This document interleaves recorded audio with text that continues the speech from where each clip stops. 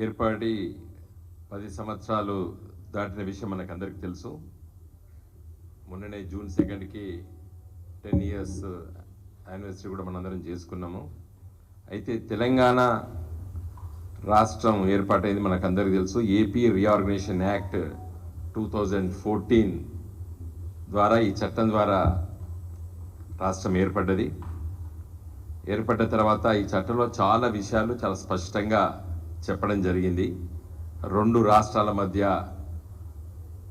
ఏ విధంగా సమస్యలు పరిష్కరించుకోవాలి, ఆస్తుల పంపకాల గురించి వెళ్ళి, తర్వాత కేంద్ర ప్రభుత్వము ఈ రెండు రాష్ట్రాలకి మరి ఏ విధమైనటువంటి సహాయం చేయాలి, మరి కొన్ని విద్యా సంస్థల్ని ఏర్పాటు చేసే విషయంలో రెండు రాష్ట్రాల్లో, తర్వాత జాతీయ రహదారులు ఏ విధంగా ఏర్పాటు చేయాలి, పరిశ్రమలు ఏ విధంగా ఏ పరిశ్రమలు ఏర్పాటు చేయాలి అనే అన్ని విషయాలు కూడా గత 10 సంవత్సరాల నుండి తెలంగాణ రాష్ట్రం ఏర్పడ్డ నాటి నుండి మేము కేంద్ర ప్రభుత్వం దృష్టికి తీసుకొచ్చిన విషయం ప్రపంచానికి తెలుసు. చాలా విషయాలు ఒకట ఏది పరిశ్రమలు కానివ్వండి, నెలకొల్పడంలో కానివ్వండి, జాతీయ రహదారులు కానివ్వండి, విద్యా సంస్థలు కానివ్వండి, ఇవన్నీ సరే కొన్ని చేశారు, కొన్ని చేయవలసిన అవసరం ఉంది. అవన్నీ కూడా మనం పదే పదే పార్లమెంట్లో కానివ్వండి, శాసనసభ తీర్మానాల ద్వారా కానివ్వండి, గౌరవ తెలంగాణ రాష్ట్ర తొలి ముఖ్యమంత్రి కల్వకుంట్ల చంద్రశేఖరరావు గారు ఢిల్లీ పర్యటన లోపల మోడీ గారికి, ప్రధానమంత్రి గారికి లిఖితపూర్వకంగా ఇచ్చినటువంటి లేఖలు కానివ్వండి, ఇవన్నీ కూడా రెండు రాష్ట్రాల్లో ఉన్నటువంటి తెలుగు ప్రజలతో పాటు ప్రపంచంలో వివిధ దేశాల్లో ఉన్నటువంటి తెలుగు ప్రజలకు అందరికీ కూడా తెలుసు. ఎందుకంటే ఆసక్తి ఉంది, మా రాష్ట్రం ఎట్లా అభివృద్ధి చెందుతుందనేటువంటి ఆసక్తి రెండు తెలుగు రాష్ట్రాల ప్రజలకు ఉంది. కాబట్టి ఈ విషయాలన్నీ కూడా తెలుసు.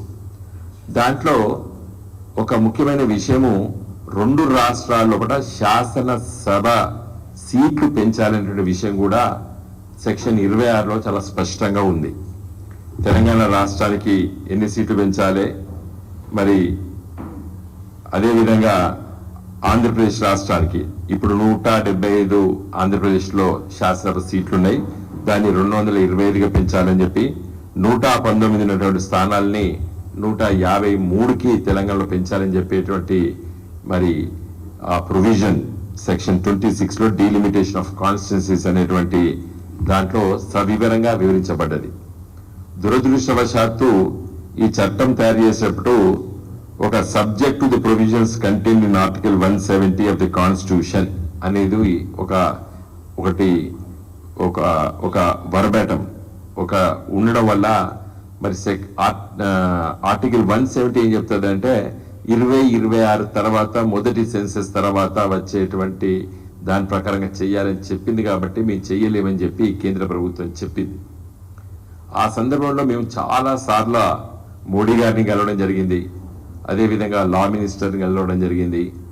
ముఖ్యంగా దీంట్లో మరి ఆనాటి ముఖ్యమంత్రి కేసీఆర్ గారి చొరవతో మరి నేను ప్రత్యేకంగా తిరుగుతూ కేశవరావు గారు, నేను, వెంకయ్య నాయుడు గారు ఆ రోజు మరి మంత్రిగా ఉండే కేంద్ర క్యాబినెట్లో వారు, ఈ లెజిస్లేటివ్ సెక్రటరీస్ వాళ్ళందరూ పిలుచుకొని మాట్లాడితే ఒక సింపుల్ అమెండ్మెంట్ ఈ చట్టానికి చేసి నాట్ ది స్టాండింగ్ అనేటువంటి ఒక పదాన్ని చూపిస్తే, అది డిలీట్ చేసి చూపిస్తే ఇది సరిపోతుంది, చేయొచ్చు అని చెప్పి ఒక అభిప్రాయం వచ్చినప్పుడు కూడా మోడీ గారు దాటేశారు.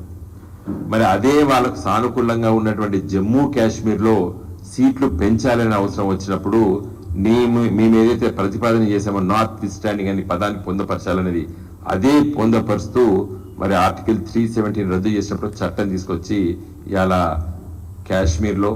జమ్మూ కాశ్మీర్లో మరి సీట్లు పెంచుకున్నారు. అంటే బీజేపీ ప్రభుత్వానికి వాళ్ళకు ఇష్టం ఉన్న దగ్గర చేసుకున్నారు. మరి తెలంగాణ రాష్ట్రానికి, ఆంధ్రప్రదేశ్ రాష్ట్రానికి పెంచడం ఇష్టం లేదు కాబట్టి వారు పెంచలేదు. ఇది 10 సంవత్సరాలు. ఇది చరిత్ర చెప్తున్నా. ఇంకా అస్సలు విషయానికి వస్తా, చాలా ముఖ్యమైనటువంటి విషయం ఇది. ఈరోజు తెలంగాణ శాసన మండలి ఉన్నది, లెజిస్లేటివ్ కౌన్సిల్. చట్టం అంటే రాజ్యాంగం ఏం